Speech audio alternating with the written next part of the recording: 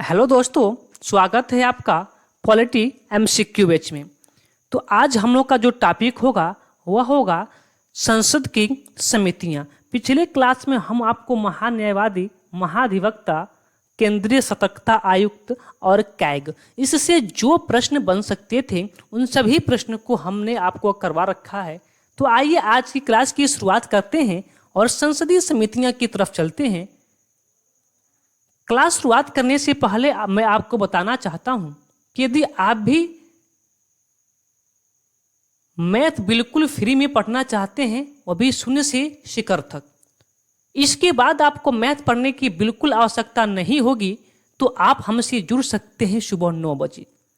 सुबह 9 बजे की क्लास में मैथ फाउंडेशन बैच के साथ आप हमसे जुड़कर अपनी तैयारी को बेहतर कर सकते हैं, जिसमें हम लोग का टॉपिक चल रहा है अभी अनुपात और समानुपात, रेशियो एंड प्रपोर्शन। तो सुबह 9 बजे जुड़िए और अपनी तैयारी को एकदम बेहतर बनाइए। अगले बैच के बारे में मैं आपको बताना चाहता हूं कि हम लोगों का अगला बैच है NTPC graduate and under graduate के लिए math previous year. Math previous year में जितने भी प्रश्न बन सकते हैं और बने हैं उन सभी को हम लोग टॉपिक वाइज कवर कर रहे हैं। टॉपिक वाइज अभी हम लोग का जो टॉपिक इसमें शुरुआत हुई है वह टॉपिक हुआ है लाभ और हानि। 3 से 4 चैप्टर को हमने कवर करवा दिया है और हम लोग आ गए हैं लाभ और हानि पे। तो आप भी इस बैच के माध्यम से जुड़ सकते हैं और अपनी तैयारी को बेहतर बना सकते हैं। साथ ही साथ एनटीपीसी मैथ के साथ साथ हम लोग NTPC previous year GK GS के भी क्लास लेके आने वाले हैं। बहुत जल्द भी इसकी क्लासेस होने वाली हैं, तो आप उसके भी माध्यम से हमसे जुड़ सकते हैं और एग्जाम में एक अच्छा खासा स्कोर प्राप्त कर सकते हैं। तो चलिए आज की क्लास की शुरुआत करते हैं। पहला प्रश्न आपके सामने है। प्रश्न कह रहा है कि भारत में संसदीय समितियां प्रणाली की शुरुआत निम्नलिखित में से किसकी सिफारिश पर किया गया था? तो भारतीय संसद की किस समिति की सिफारिश पर संसदीय समितियों की शुरुआत किया गया था? तो वह समिति थी संसद की नियम समिति। इसी के माध्यम से संसद में जो भी समितियां हैं उनकी शुरुआत किया गया था। अगला प्रश्न देखिए, करें कि संसद में कितने प्रकार की समितियां होती हैं? तो संसद में 2 प्रकार की समितियां होती हैं। एक होता है अस्थायी समिति और एक होता है तदर्थ समिति। अर्थात कौन सा ऑप्शन सही है? उपयुक्त दोनों। ऑप्शन नंबर सी आपका सही उत्तर है। अगला प्रश्न कह रहा है कि निम्नलिखित में से कौन अस्थायी समितियां हैं? कौन अस्थायी समितियां हैं? तो जो प्राक्कलन समिति है वह आपकी अस्थायी समितियां हैं। प्राक्कलन समिति में कितने सदस्य होते हैं? तो इसमें 30 सदस्य होते हैं। और 30 कहाँ से होते हैं? तो यह लोकसभा से होते हैं, राज्यसभा से एक भी नहीं होते हैं। और लोक लेखा एक तदर्थ समितियां हैं और अस्थायी समितियां हैं, जिसमें टोटल 22 सदस्य होते हैं, जो 15 और 7 की रेशियो में टूटे होते हैं।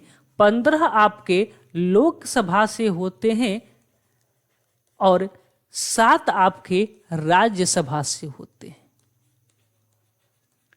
ठीक है, यहां तक बात क्लियर है। तो अगले प्रश्न की ओर बढ़ते हैं।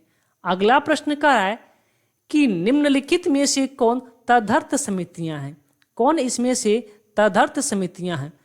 तो तदर्थ समितियां कौन है? याचिका, विशेषाधिकार, आवास, प्रवर जो समितियां हैं वह तदर्थ समितियां होती हैं। ऑप्शन नंबर डी आपका सही उत्तर होगा। अगला प्रश्न कर रहा है कि प्राक्कलन समिति में कितने सदस्य होते हैं? अभी हमने आपको बताया है कि प्राक्कलन समिति में टोटल आपके 30 सदस्य होते हैं और 30 की 30 कहाँ से होते हैं? लोकसभा से होते हैं। इसमें राज्यसभा से एक भी सदस्य नहीं होते हैं।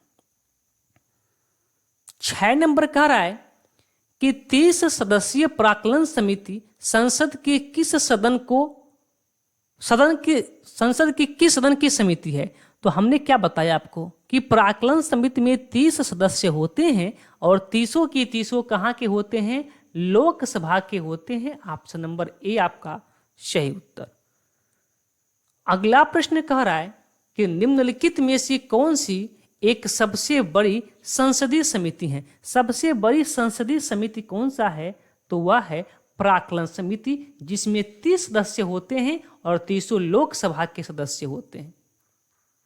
8वां प्रश्न कह रहा है कि प्राक्कलन समिति के सदस्य संसद के दोनों सदनों से चुने जाते हैं? बिल्कुल नहीं चुने जाते हैं, केवल लोकसभा से चुने जाते हैं। बी नंबर कह रहा है कि लोकसभा के सदस्यों में से ही चुने जाते हैं। यही बात सत्य है। प्राक्कलन समिति के जो भी सदस्य होंगे वो लोकसभा से ही चुने जाएंगे, संसद के दोनों सदनों से नहीं चुने जाएंगे। 9 नंबर कह रहा है कि निम्नलिखित में से वह समिति कौन सी है जिसमें राज्यसभा का कोई भी सदस्य नहीं होता है? कौन समिति होगी? 30 सदस्य और 30 कहाँ के? तो लोकसभा के। ऑप्शन नंबर ए प्राक्कलन समिति। 10 नंबर प्रश्न कह रहा है कि लोक लेखा समिति में कितने सदस्य होते हैं? हमने क्या बताया अभी कि लोक लेखा समिति में 22 सदस्य होते हैं, जो टूटे होते हैं किस रेशियो में? 15 और 7 के रेशियो में। 15 किसमें होता है? लोकसभा में होता है। और 7 किसमें होता है? तो राज्यसभा में 7 होता है। सॉरी, हाँ, राज्यसभा में 7 होता है। ठीक है। अगला प्रश्न, ऑप्शन कौन सही होगा इसका? ऑप्शन नंबर बी आपका सही होगा। प्रश्न नंबर 11 कह रहा है आपसे कि लोक लेखा समिति में लोकसभा एवं राज्यसभा के क्रमशः कितने कितने सदस्य होते हैं? हमने कितने बार आपको बता दिया कि लोक लेखा समिति 15 और 7 अर्थात 22 सदस्यों की समिति होती है। 15 और 7 कहाँ है? ऑप्शन नंबर सी पे, और यही आपका सही उत्तर है। अगला प्रश्न कह रहा है आपसे कि किस संसदीय समिति को प्राक्कलन समिति की जुड़वा बहनें कहा जाता है? किस संसदीय समिति को प्राक्कलन समिति की जुड़वा बहनें कहा जाता है? तो लोक लेखा समिति को प्राक्कलन समिति की जुड़वा बहनें कहा जाता है। Option number D. अगला प्रश्न है, कह रहा है संसद की कौन सी समिति नियंत्रक एवं महालेखा परीक्षक की रिपोर्ट की समीक्षा करती है? जो कैग होते हैं, कैग के रिपोर्ट की समीक्षा कौन सी समिति करती है? तो उस समिति का नाम क्या है? लोक लेखा समिति। ऑप्शन नंबर डी आपका सही उत्तर। अगला प्रश्न कह रहा है कि निम्नलिखित में से किस समिति में लोकसभा के 15 एवं राज्यसभा के 7 सदस्य होते हैं? तो लोकसभा के 15 एवं राज्यसभा के 7 अर्थात टोटल 22 सदस्य कौन सा होगा समिति? तो लोक लेखा समिति। Option number B. 15 नंबर प्रश्न है, निम्नलिखित में से किस समिति का सदस्य कोई मंत्री नहीं हो सकता? किस समिति का सदस्य कोई मंत्री नहीं हो सकता है?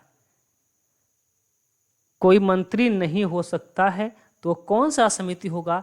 प्राक्कलन समिति में भी कोई मंत्री इसमें नहीं शामिल होता है, लोक लेखा समिति में भी नहीं शामिल होता है, और जो सरकारी उपक्रम की समिति होती है इसमें भी कोई मंत्री शामिल नहीं होता है। तो अर्थात कौन सा ऑप्शन सही होगा? ऑप्शन नंबर डी आपका सही उत्तर होगा। अगला प्रश्न करा कि विधेयकों पर प्रवर समितियां में सदस्यों की अधिकतम संख्या कितनी तक हो सकती है? जो प्रवर समितियां होती हैं, प्रवर, देखिए प्रवर समितियां 2 होती है, एक प्रवर समितियां, एक संयुक्त प्रवर समितियां। अभी आगे प्रश्न आएगा। तो प्रवर समितियों में सदस्यों की जो संख्या कितनी हो सकती है, तो इसमें कोई भी निर्धारित सीमा नहीं है कि प्रवर समिति में कितने सदस्यों की बेंच बैठेगी, इसमें कितने सदस्य होंगे, इसकी कोई सीमा निश्चित नहीं है। तो ऑप्शन नंबर डी आपका सही उत्तर होगा। अगला प्रश्न कह रहा है कि संयुक्त संसदीय समितियों में कितने सदस्य होते हैं। देखिए ज्वाइंट की बात हो रही है, संयुक्त की बात हो रही है, तो संयुक्त संसदीय समिति में कितने सदस्य होते हैं, तो उसमें 45 सदस्य होते हैं। Option number D. अगला प्रश्न करें कि संयुक्त संसदीय समितियों में लोकसभा एवं राज्यसभा के कितने कितने सदस्य होते हैं। जो संयुक्त समितियां होती हैं इसमें लोकसभा और राज्यसभा से कितने कितने सदस्य होते हैं, तो जो संयुक्त प्रवर समितियां होती हैं उसमें 45 सदस्य होते हैं, और ये टूटा होता है 30 और 15 के रेशियो में, यानी कि 30 आपके होते हैं लोकसभा के और 15 आपके होते हैं राज्यसभा के। ठीक है, चलिए अगले प्रश्न पे। प्रश्न नंबर 19 है, कह कि संयुक्त प्रवर समितियां में कितने सदस्य होते हैं। तो संयुक्त प्रवर समितियां में अभी हमने आपको बताया कि कितने होते हैं, 45 होते हैं। Option number C. अगला प्रश्न नंबर 20 कह रहा है कि लोक लेखा समिति अपनी रिपोर्ट प्रस्तुत करती है, किसको करती है, तो लोक लेखा समिति अपनी रिपोर्ट किसको देती है। लोक लेखा समिति अपनी रिपोर्ट किसको देती है, तो लोकसभा अध्यक्ष को देती है। ऑप्शन नंबर बी आपका सही उत्तर है। बहुत इंपॉर्टेंट प्रश्न है कि लोक लेखा समिति अपनी रिपोर्ट किसको सौंपती है, किसको देती है, तो लोक लेखा समिति अपनी रिपोर्ट लोकसभा अध्यक्ष को देती है। ऑप्शन नंबर बी आपका सही उत्तर होगा। अगला प्रश्न देखिए, मात्र यही संसद की समितियों से 20 प्रश्न निकल के आए थे और उन 20 प्रश्नों को हमने आपको करवा दिया है। प्रश्न काफ़ी इम्पॉर्टेंट थे, तो आप इन प्रश्न को जरूर तैयार रखेंगे ताकि परीक्षा में आपको बेहतर स्कोर करने का मौका मिले। तो चलिए फिर आज की क्लास को यहीं पे विराम देते हैं। अभी मिलते हैं अपने इतिहास के MCQ बैच के साथ। तब तक के लिए आप सभी को धन्यवाद।